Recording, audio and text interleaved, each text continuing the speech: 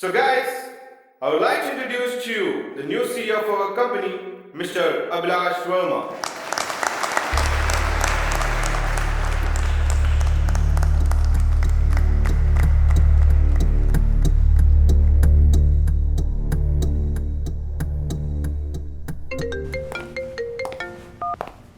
Hello അമ്മേ ഞാൻ എത്താറാകുമ്പോഴത്തേക്കും വിളിക്കാം. ശരി.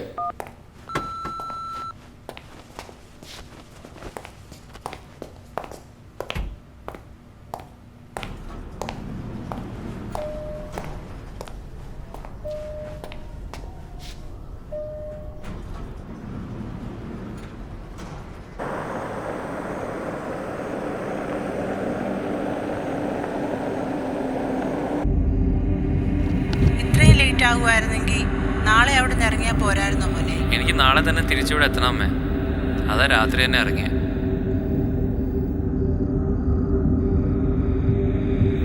അബി, എന്റെ കരിയറാണ് നീ നശിപ്പിച്ചത്, അതോർത്തു. അതങ്ങനെയാണ് ജോർജ് ശീലം.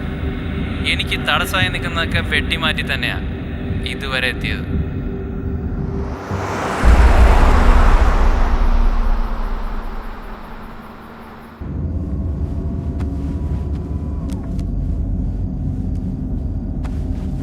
നീ ആ ജോർജിനെ തേച്ചല്ലേ? അവന് ഒരു പണി ഞാൻ കുറച്ച് നാളായിട്ട് ഓങ്ങി വെച്ചതാ. ഇരിക്കട്ടെ ഒരെണ്ണം. കഴിഞ്ഞ ബോർഡ് മീറ്റിങ്ങിൽ ആ പന്നി ഒരുത്തം കാരണം എൻ്റെ CEO പോസ്റ്റ് മിസ്സായത്. എന്നാലും അവനെ ഫയർ ചെയ്യാന്നൊക്കെ പറയുമ്പോ കുറെ പ്രാരാബ്ദമല്ലടാ അവനൊക്കെ. അങ്ങനെയൊക്കെ നോക്കിയാൽ ജീവിക്കാൻ പറ്റുമോ? കഴിഞ്ഞ 3-4 വർഷത്തെ എൻ്റെ എഫേർട്ടാണ് ഇന്നത്തെ ബോർഡ് മീറ്റിംഗ്. ഒരുപാട് കഷ്ടപ്പെട്ടിട്ടുണ്ട് ഈ ഒരു പൊസിഷൻ അറ്റൈൻ ചെയ്യാൻ. My decisions are always solid and I stick with my decisions. Decisions. You always stick with your decisions, right? അല്ല, അഞ്ജലിയായിട്ട് നിന്റെ എൻഗേജ്മെന്റ് ഒക്കെ വീട്ടുകാർ പറഞ്ഞ് ഉറപ്പിച്ചില്ലേ? അതുകൊണ്ട് അപ്പൊ ടീനയോ? ടീന എൻ്റെ ലൈഫിൻ്റെ ഭാഗമായിരിക്കുക എന്നുള്ളത് അതെൻ്റെ തീരുമാനമാണ്. It's my decision and I don't regret it. Again, decisions. നീ ചെയ്യുന്ന പോക്രിത്തരങ്ങൾക്ക് നീട്ടിരിക്കുന്ന പേരാണ് അഭി തീരുമാനങ്ങൾ. It's always up to your convenience. അതിങ്ങനെ മാറിക്കൊണ്ടേയിരിക്കും. So don't tell me that your decisions are solid. പിന്നെ നീ എപ്പോഴെങ്കിലും ചിന്തിച്ചിട്ടുണ്ടോ നീ എടുക്കുന്ന തീരുമാനങ്ങൾ കൊണ്ട് മറ്റുള്ളവർക്കുണ്ടാകുന്ന ബുദ്ധിമുട്ടുകളെ കുറിച്ച്? കണ്ടോ, നീട്ടിരിക്കുന്നു ഈ ബ്രൈറ്റ് ലൈറ്റ് പോലെ. You are just bothered about you only. So, what's your point? Are you saying I'm selfish? Of course you are.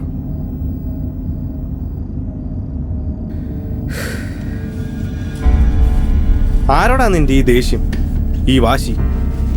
എങ്ങോട്ടാ നീ മറ്റുള്ളവരെ ചവിട്ടിക്കയറി പോകുന്നത്?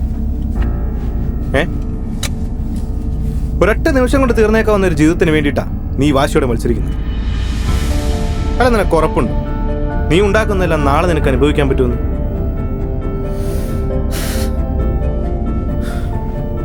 നീ എത്തുന്നതും കാത്തിരിക്കുമല്ലേ നിന്റെ അമ്മ? അതെ. എങ്കിൽ കണ്ണു തുറക്ക്.